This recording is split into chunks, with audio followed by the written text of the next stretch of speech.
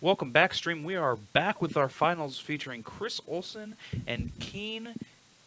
Not gonna try. Sorry. So Keane is on Infect, and Chris we just saw on Red Black Reanimator taking down lands, and so we're gonna run into our first game of our finals. This is a matchup we don't see a lot. Kind of playing past each other a little bit, both with versions of interaction. Obviously, Reanimator more on the discard package, as we see here as Chris is opening up on an unmask. Oh, we've got a reader. Whereas Keane is going to be more on the counterspell interactive plan. So we're going to take a look at the hand here. Keane is on Misty Rainforest, Tropical Island, Glistener Elf, Vines of Astwood, going to get that Daze pulled out of the sand, and got a Noble Hierarch and an Invigorate. So Chris, taking the Daze, we're likely going to see has a really proactive hand. Not really worried about what Keane is up to. Just going to try to power it out his own game plan. And honestly, this is where Infect seems a little on the back foot in the matchup. All things considered, they're both capable of being combo decks, but Chris is much faster. Keane needs a few times. He's got to play a creature, wait for it to stop being sick, get into the red zone. Chris doesn't need to mess with that. He's just going to dump a dude in the yard, get after it. So he's going to Entomb here. I expect we're going to see a Lotus Petal to reanimate, and we'll probably see Elish Norn coming in. Pretty good in that Keane's creatures don't really survive that very well. Nope, going to get Grizzlebrand. Yeah, it's the go-to creature for this deck. Why get something else when you can get a 7/7 flying lifelink that lets you draw 7 cards? Alright, so Keane's going to open up on Tropical Island and play that Glistener Elf. Going to try to put the damage on as quickly as possible. He knows he doesn't have a lot of time. I'm going to pass it back to Chris. And it's curious to see. I'm curious to see if Keane found any interaction. Obviously, you'd have to find exactly another damage. So here we have Enemy Dead targeting Grizzlebrand. Going to come into play. We're likely to see Chris draw 7 here. He seems pretty quick to draw 7. And what wouldn't you be? Why not draw 7 when you could draw 7?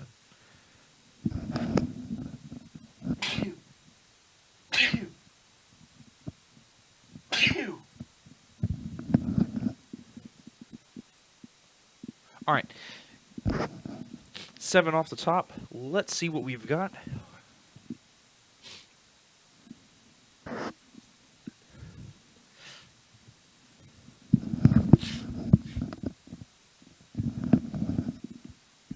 Alright, Chris is going to go through the grip, see if there's anything he wants to be doing. Alright, gonna go ahead and cast on Mass, and I would be very surprised if Chris did pull the Invigorate out of his hand. Well, there is a Brainstorm on the other side, but I think the biggest worry is just getting full to 0 instantly. So probably going to take the Pump spell, but he is contemplating his other options.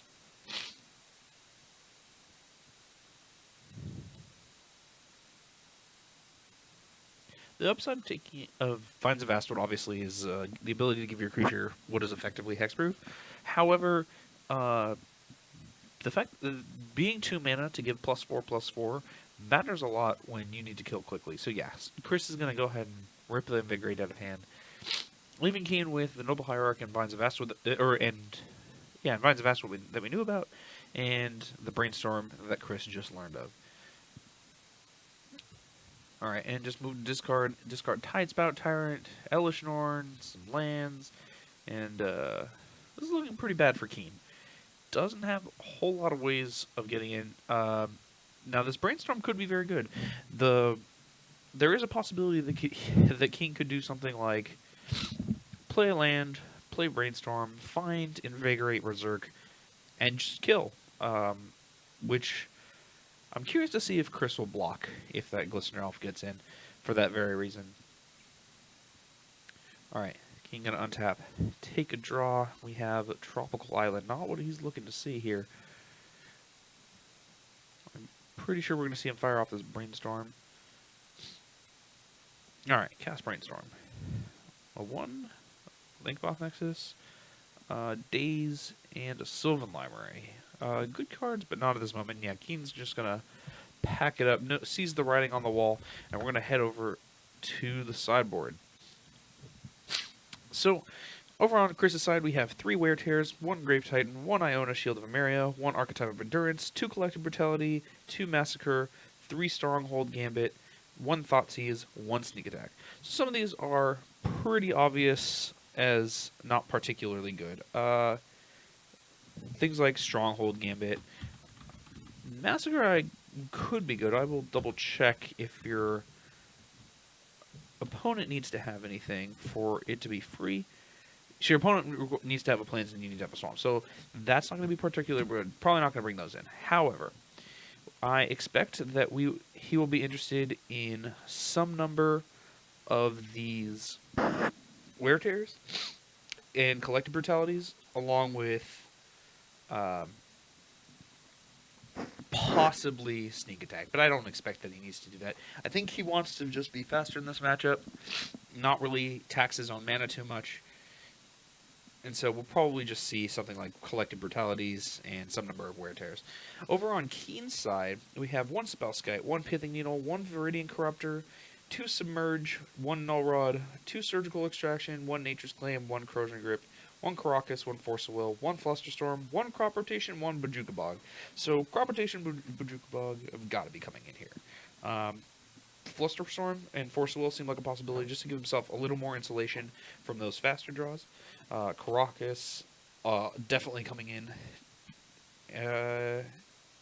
Other than that, oh, and then on top of that, 2 Surgical Extractions coming in off the board, and possibly a Pithing Needle. So Keane seems to have a lot coming in off of the sideboard to help him out in this matchup. Seems pretty prepared for graveyard-based decks of this kind, whereas Chris is a little less insulated.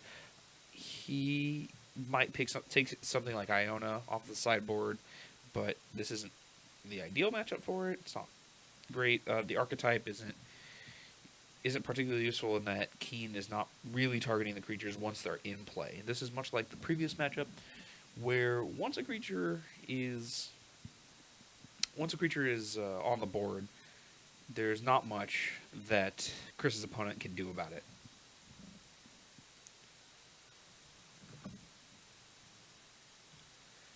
Just to let the chat know, the lists are not currently up yet, but we will have them posted to MTG Top 8 fairly shortly, within the week, certainly, probably tomorrow.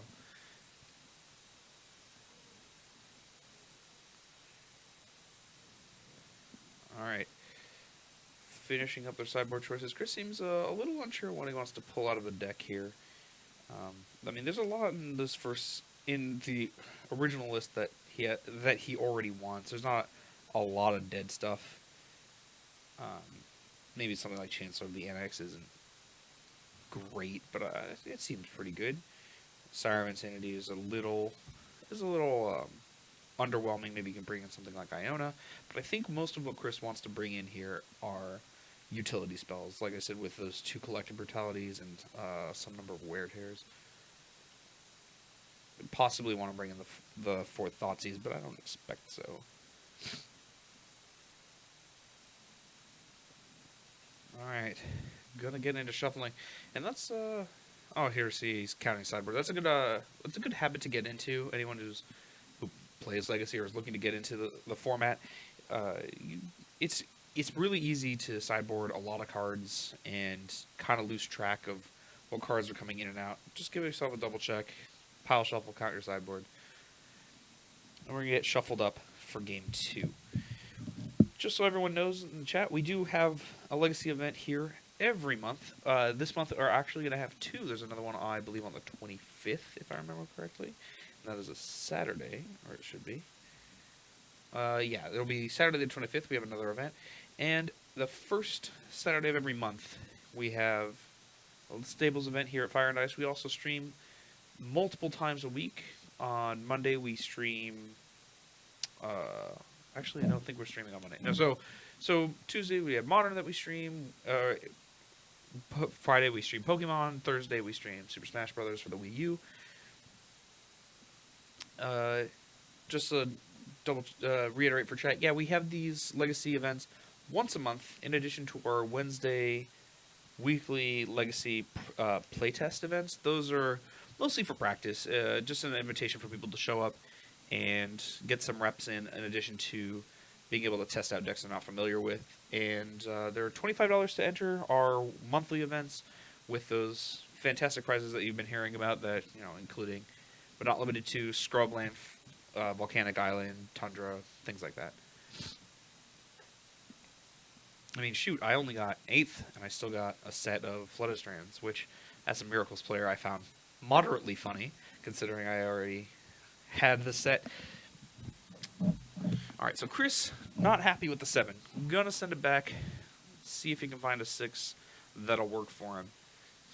Now, Keane being on the plate is going to be pretty important if he has an explosive draw. Some of the Infect games are a little more, you know, hit you with a creature, and like slowly tick up the damage. But the more Keane is looking for, oh, okay, Chris gonna send it back, go down to 5. But the more Keane finds the hand that is going to just go off and kill you extremely quickly and combo off, as it were, the better going first is going to be. So it's not strictly advantageous to be on the play. It also depends on the context of his hand, which is another weakness for this particular matchup. However, when your opponent's on a mold of 5, it's a lot in your favor. You don't have to do too much to pull ahead. All right. Gonna look at the 5. Mulling it over. Seems, well, not happy, but happy enough. Gonna scry. Leave it on top. Alright, gonna reveal Chancellor of the Annex. And for those who are unaware, if it is in your opening hand, you may reveal it. And the first spell your opponent casts is countered unless they pay 1 additional mana. Alright, so gonna cast Gataxian Probe. Targeting Chris. Gets countered since Keane could not pay that mana.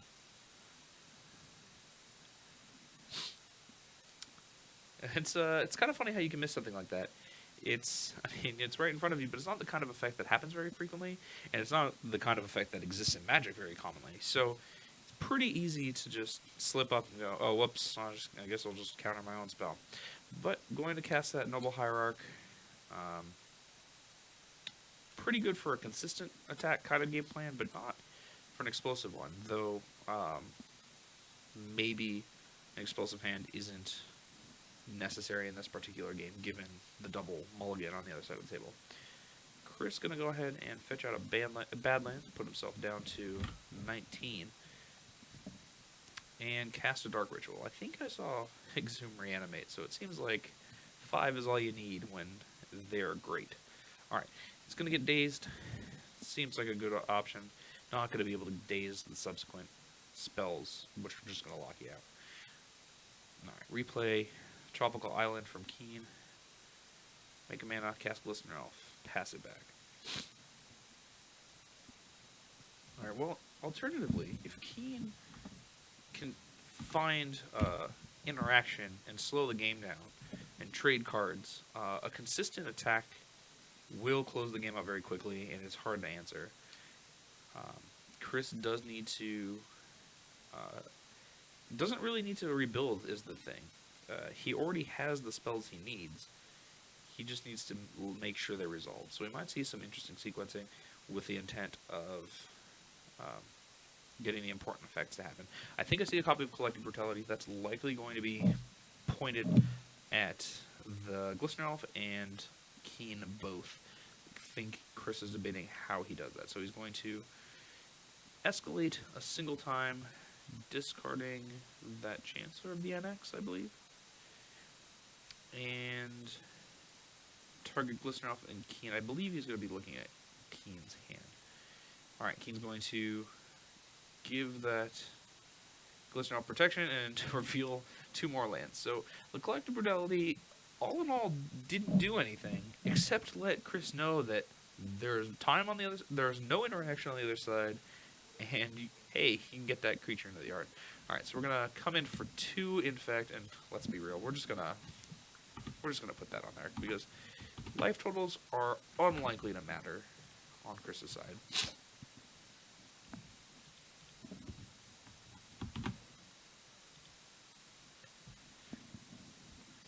Just gonna untap, cast Reanimate, target that Chancellor of the Annex. Not the ideal creature to bring back, but you have to get something on the board, and it still blocks pretty well. Glistener Alpha was the draw for Keane last turn. He's going to come into the red zone for 2 more Infect, and this is where Chris has to do some thinking, because this is a deck full of combat tricks. So if you take it and go up to 4, which he seems to be doing, you might just die. But if you block, you might lose your creature, and then still be facing down the same problem. Alright.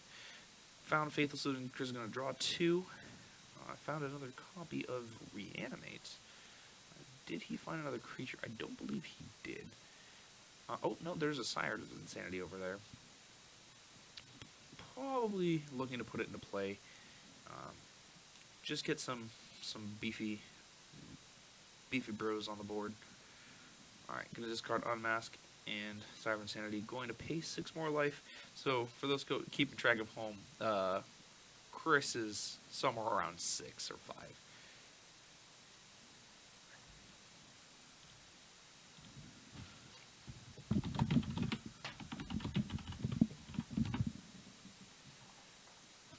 Yeah, paid 7 for the Chancellor, paid 6 for the... Alright, so...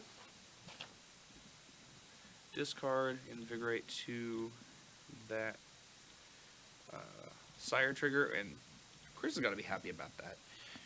Keane has a top deck to be able to find something valuable, and while he does get to, try every turn, there's not a whole lot that can kill Chris from this position.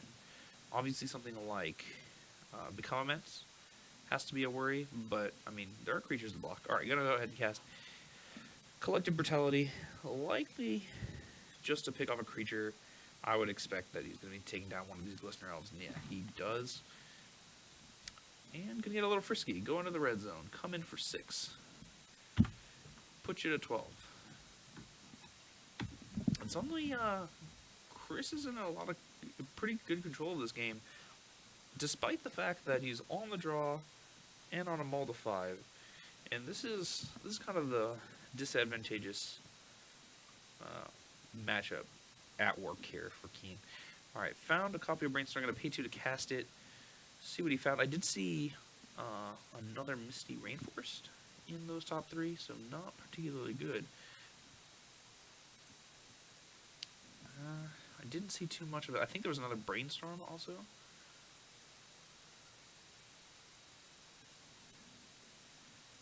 Alright, figured out what he wants. Puts him in play a Tropical Island. Oh, I don't think that's what he was after, but that's what he found. Chris is going to go ahead and untap, take a draw. And really, I think Chris might be getting into the red zone with the creatures here. Yeah, without a block, Keane can't use that fetch land anymore. And, Chris is a little worried. To be fair, there's the possibility that Become Immense comes off the top, but I think, Keane's simply looking to snipe the game out from under Chris. Alright, so gonna fly in, deal 7, deal 5, put you to 7, say go. Alright, so Keane opting not to fetch before the draw. Clearly wanted that top card. It might be another Brainstorm. Gonna go ahead and fetch and clear those top cards away. I think he left the Brainstorm on top and is gonna fire it off, try to find something to do here. Like I said, Become Immense is a pretty good draw. It would kill that Sire of Insanity and keep a creature, and you're not dead to the Chancellor. Oh no, you are dead to the Chancellor. You fetch down to 6. Yeah, not dead to the Chancellor. So I think that's what Keane is looking for. Question is whether he found it. It doesn't seem that he did. Which might mean that this game is all but wrapped up. See how Noble Hierarch. Can't really tell what those other two are.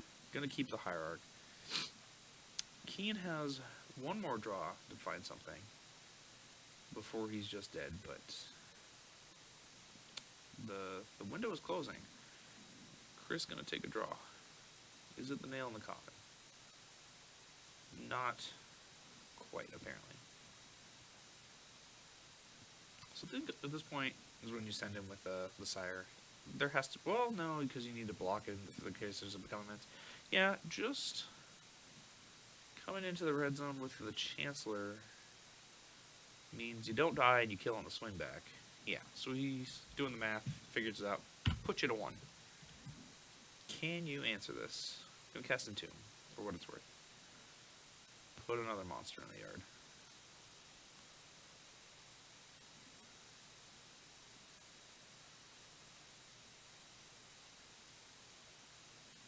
Alright, dump Nelishnorn. So now, even if Keane digs his way out, he needs to hope Chris cannot find another reanimation spell. But that's requiring that he draws his way out, and he doesn't. It's going to be a Majuga Bog and a Handshake, wrapping up our finals here at Fire and Dice. It was a pretty good tournament overall. I mean, it was a pretty diverse group of decks. Our top 8 was pretty diverse. Also, only 2 decks were of the same kind. And that's the fun of Legacy, is it's such a diverse format that you are unlikely to play against the same deck multiple times. Even our Death and Taxes players have decided to branch out, try some different things, play some different decks. Some of them were on dumb variants and whatnot. But like I said, be sure to check in with us every month. Like this month, we'll have a second one on the 25th for more Legacy action, in addition to our weekly streams that happen, 3-4 times a week, in addition to random weekend events. Check us out on Facebook and Twitch. We do have a subscribe button now with some sweet emotes, which I'm going to put in chat, and won't make sense why I did until you hear this part. And thanks so much for watching. Have a good night, guys.